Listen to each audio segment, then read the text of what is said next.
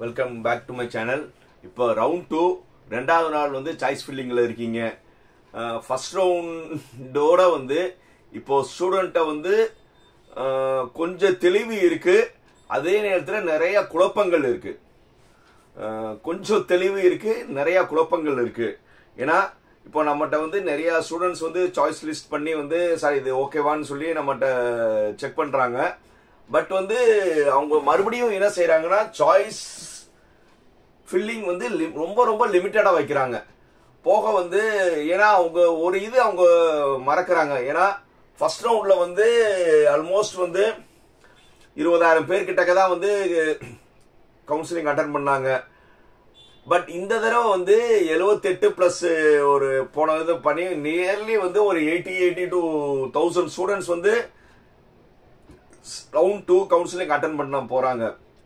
ஆனா இப்போ இதுல வந்து என்னன்னா ஒரு huge number of cut off 179ல இருந்து 142 வரை வந்து ஹியூஜ் கட் ஆஃப் வந்து கவுன்சிலிங்ல அட்டன் பண்றாங்க. ஆனா ஸ்டூடெண்ட்ஸ் வந்து 170 ஸ்டூடெண்ட்ஸ் என்ன மாதிரி சாய்ஸ் பண்றாங்களோ அதே மாதிரி சாய்ஸ் தான் வந்து 145 ஸ்டூடெண்ட்டும் அதே மாதிரி தான் போறாங்க. ஸோ இது வந்து அவங்க வந்து தெரிஞ்சுக்கணும், சார் நம்மளுடைய கட் ஆஃப் ரேஞ்ச் இதுதான், நம்மளுக்கு வந்து இந்த மாதிரி காலேஜில் வந்து கிடைக்கும் கிடைக்காதுன்னு ஒரு ஜஸ்ட் ஒரு இது இல்லாம லிமிட்டடா 170 பையன் என்ன மாதிரி ஒரு 70-80 சாய்ஸ் வைக்கிறோனோ அதே சாய்ஸஸ் தான் வந்து 145 பையனும் வைக்கிறான். அதாவது சார் நிறைய சாய்ஸஸ் வைங்கன்னு சொல்லி அவங்க திருப்பி சொன்னோம்னா திருப்பி வந்து வாட்ஸ்அப்ல வந்து அவங்க என்ன செய்யறாங்கன்னா சாய்ஸஸ் பண்ணி ஒரு 150 சாய்ஸஸ் பண்ணாலும் அந்த 145 ரேஞ்ச் பையங்க எப்படி சாய்ஸஸ் கொடுக்குறாங்கன்னா டாப் காலேஜஸ் இருக்குல்ல, கிடைக்கவே கிடைக்காத காலேஜ்ல இருந்து ஒவ்வொரு காலேஜ்லயும் 5 குரூப் 6 குரூப் போட்டுட்டு ஒரு 10-15 காலேஜ்லயே வந்து சார் நான் எல்லாமே நான் போட்டேன் சார், நீங்க சொன்ன மாதிரி 100 சாய்ஸ்க்கு மேல போட்டேன்னு பண்றாங்க. முதல்ல வந்து அந்த ஒரு பேசிக் கோர் அவங்க மறக்கிறாங்க. சார் நிறைய சாய்ஸ் போடுங்கன்னு சொன்னதை வந்து நிறைய சாய்ஸஸ் வந்து அவங்க மார்க்குக்கு ஏத்த மாதிரின்னு ஒரு இதை மறக்கிறாங்க. ஸோ நிறைய சாய்ஸஸ் என்னன்னா டாப் காலேஜ் சென்னையில ஒரு 20 காலேஜ், கோயம்புத்தூர்ல ஒரு 20 காலேஜ் எடுத்து 40 காலேஜ், நான் ஒவ்வொரு காலேஜ்லயும் வந்து ஒரு 4 குரூப் வச்சு 160 சாய்ஸ் போட்டோம்னா நம்ம சாய்ஸ் நிறைய போட்டோம் நினைக்கிறாங்க. அது பேர் சாய்ஸ் கிடையாதுப்பா. உங்களுடைய ரேஞ்சுக்கு எந்த காலேஜ் கிடைக்கணும்னு அது ஒரு அனாலிசிஸ் இருக்கணும். அது இல்லாம வந்து சாய்ஸஸோட கவுண்ட் மட்டும் கிடையாது. ஸோ இன்னும் வந்து ரவுண்ட் 2 பையங்க வந்து அந்த ரவுண்ட் 1 பையங்க என்ன மனநிலையில இருந்தாங்களோ அதே மனநிலையில வந்து காலேஜை வந்து கொஞ்சம் சின்ன லெவல் காலேஜை வந்து எடுக்கிறதுல ரொம்ப யோசிக்கிறாங்க. அதே மாதிரி வந்து குரூப்பை காம்ப்ரமைஸ் பண்றதுலயும் வந்து நிறைய வந்து அவங்ககிட்ட வந்து ஹெசிடேஷன் இருக்கு. ஸோ இந்த மாதிரி ஹெசிடேஷன் வந்து கண்டிப்பா வந்து ரவுண்ட் 1 ஸ்டூடெண்ட் இருந்தது. பட் வந்து லக்கிலி வந்து அவங்களுக்கு வந்து ரவுண்ட் 2க்கு வந்துட்டாங்க. ஏன்னா அப்போ வந்து ஒரு 179 கட் ஆஃப் இப்போ வரனால அவங்களுக்கு ஒரு பெரிய லெவல்ல பாதிப்பு கிடையாது. ஒரு டாப் காலேஜ் அவங்க மிஸ் பண்ணாலும் அதே காலேஜ்ல வந்து அவங்க வேற குரூப் போற மாதிரி ஐடியால இருக்கு. அந்த மாதிரி decline and move to next round வந்த ஸ்டூடெண்ட்டும் ரொம்ப தெளிவா இருக்காங்க. பெரிய காலேஜ்ல வந்து குரூப் காம்ப்ரமைஸ் ஐடியால இருக்காங்க. ஆனா ரவுண்ட் 2ல புதுசா அட்டன் பண்றவங்க ரவுண்ட் 1 ஸ்டூடெண்ட்ஸ் என்ன தப்பு பண்றாங்களோ அதே தப்பு தான் இவங்க என்ன செய்யறாங்க, இன்னும் வந்து நம்மளுடைய ரேஞ்ச் காலேஜ் தெரியாம இன்னும் சென்னை கோயம்புத்தூர் ரேஞ்ச் மட்டும் தான் போறாங்க. இந்த ரவுண்ட் 2 ஸ்டூடெண்ட் வந்து நீங்க இன்னொரு நல்லா தெரிஞ்சுக்கோங்க, டாப் காலேஜ்ல படிக்கிறது தப்பே கிடையாது, கண்டிப்பா எல்லாருமே நல்ல காலேஜ்ல கிடைக்கணும். அதே மீன் டைம்ல இருந்து உங்க ஜோன்ல இருக்கிற நல்ல காலேஜஸ், நீங்க சென்னை கோயம்புத்தூர் சவுத்ல இருக்க பெரிய காலேஜ் சூஸ் பண்ணாலும் உங்க ஜோன்ல வந்து ஒரு 2-3 காலேஜ் நல்ல காலேஜஸ் இருக்கும்ல, அந்த காலேஜ்லயும் வந்து ஒரு 2-3 பிரான்ச் போட்டிட்டு தான் போகணும். ஸோ இந்த இடத்துல தான் வந்து எல்லாருமே வந்து என்ன யோசிக்கிறாங்கன்னா அவங்கவுங்க ஜோன்லயே வந்து நல்ல காலேஜஸ் இருக்கு, அதை நான் ஏன் போடணும், எனக்கு தான் வந்து வேற ஊர் காலேஜஸ் கிடைக்கும்னு மனநிலை இன்னும் ரவுண்ட் 2 ஸ்டூடெண்ட்ஸ் இருக்கு. ஸோ இந்த மனநிலை வந்து கண்டிப்பா வந்து நாட் அலாட்டட் வர்றதுக்கான வாய்ப்புகள் அதிகம். அந்த மாதிரி நாட் அலாட்டட் இல்ல மூட்டும் அவங்க அடுத்த ரவுண்டுக்கு வந்தாங்கன்னா 142 ரேஞ்ச் இருக்கிற காலேஜ் தான் கிடைக்கும். அதை வந்து மனசுல வச்சுக்கிட்டு வந்து எல்லா யூடியூபர்ஸ் என்ன சொல்றாங்கன்னா உங்களோட ஒரு கட் ஆஃப் வந்து ஒரு 10 மைனஸ் பண்ணிட்டு அதுக்கான காலேஜஸ்ல வந்து நீங்க அந்த ரேஞ்ச் காலேஜும் நீங்க வைங்கன்னா, பட் அந்த இதுல தான் வந்து இன்னும் வந்து ரவுண்ட் 2 ஸ்டூடெண்ட் வந்து விட்டு கொடுக்க மனநிலை இல்லை. அவங்களுடைய கட் ஆஃப்ல வந்து 10 கட் ஆஃப் கம்மியா இருக்கிற காலேஜ் போன வருஷம் கிடைச்சதையும் அந்த காலேஜ் குரூப்பையும் நீங்க போடணும்னு சொல்லி அந்த மைண்ட் செட் வந்து மேக்சிமம் வந்து ஸ்டூடெண்ட் இருக்கிற மாதிரி தெரியல. ஸோ இதுக்கான எஃபெக்ட் வந்து ஹியூஜா வந்து ரவுண்ட் 2 ஸ்டூடெண்ட்ஸ்க்கு வந்து இருக்கும். ஏன்னா அந்த மாதிரி ஒரு not allotted move to next round சொல்லி வந்தாங்கன்னா 142 இருக்கும்போது மேக்சிமம் பெரிய காலேஜஸ்லாம் முடிஞ்சிடும். இந்த தப்பு வந்து பண்ணாம இருக்கணும்னா இந்த மூவ் டு நெக்ஸ்ட் ரவுண்டுன்னு ஒரு திங்கிங்கே இருக்கக்கூடாது. இதே ரவுண்ட்லயே அக்செப்ட் அண்ட் ஜாயின்ட் நீங்க போற மாதிரி வந்து காலேஜ் அண்ட் குரூப்பை சூஸ் பண்ணணும். இன்னும் ஒரு நாள் டைம் இருக்கு. இந்த வீடியோ பாக்குறவங்க கண்டிப்பா வந்து எவ்வளவு வந்து பஃபர் நினைச்சுக்கோங்க.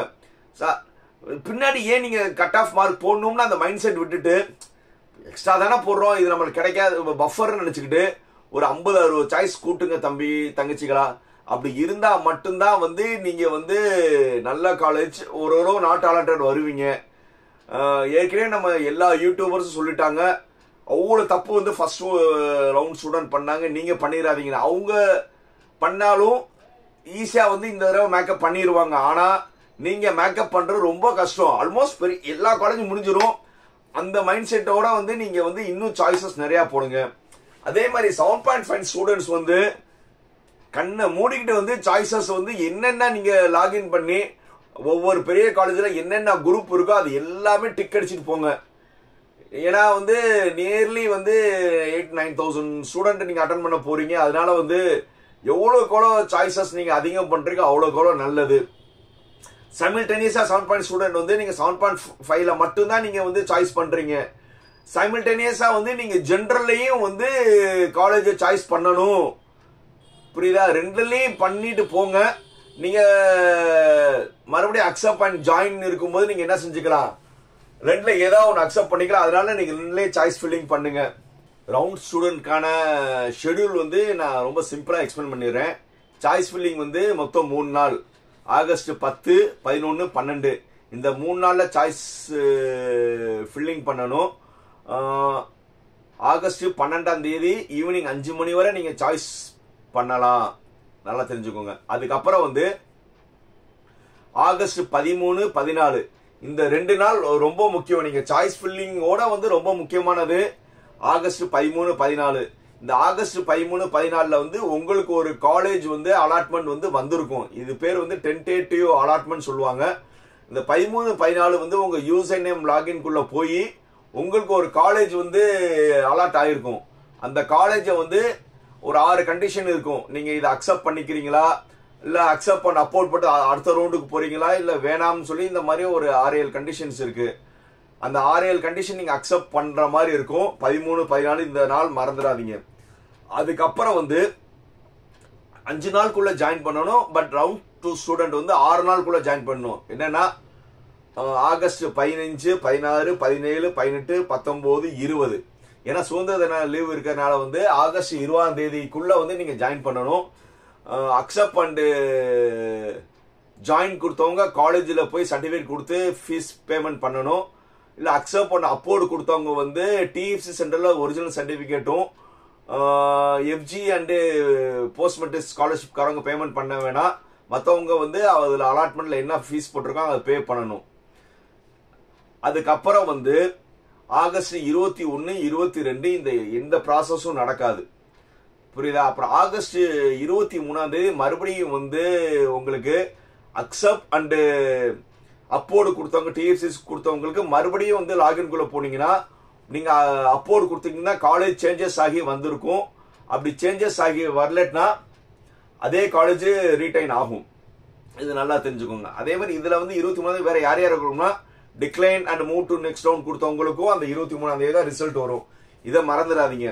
ஆனா முடிஞ்ச வரை வந்து எல்லாருமே வந்து அக்செப்ட் அண்ட் ஜாயின் பண்ற மாதிரி சாய்ஸஸ் நிறைய கொடுங்க. இப்போ சாய்ஸ் ஃபில்லிங் ஸ்டேஜ் இருக்கு. இந்த சாய்ஸ் லிஸ்ட் ஸ்டேஜ்ல வந்து ஸ்டூடெண்ட்டை வந்து இன்னும் நிறைய வந்து குழப்பங்கள் இருக்கு. ஏன்னா காலேஜ் சாய்ஸ் பண்றது ரொம்ப கம்மியா இருக்கு. அதே மாதிரி வந்து காலேஜோட ஆர்டர் ப்ரிஃபரன்ஸ் வந்து அவ்வளோ சரியா தெரியல. டாப் காலேஜ்ல இருந்து நம்ம கிடைக்கவே கிடைக்காத காலேஜ் வந்து முன்னாடியும், ஒரு நம்ம கிடைக்கிற மாதிரி காலேஜ் நடுவுலையும், கண்டிப்பா கிடைக்கிற காலேஜ் வந்து பின்னாடி வைக்கணும்னு எல்லாருமே சொல்றோம்.